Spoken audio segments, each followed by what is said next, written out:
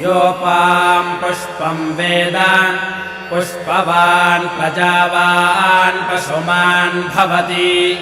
चन्द्रमा वा अपाम् पुष्पम् पुष्पवान् प्रजावान् पशुमान् भवति य एवम् वेद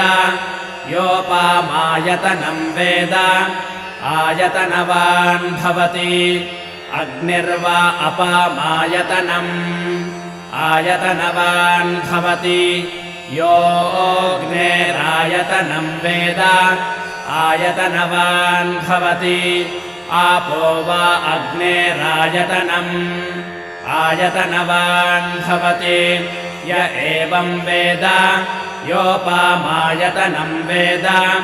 आयतनवान् भवति वायुर्वा अपामायतनम् आयतनवान् भवति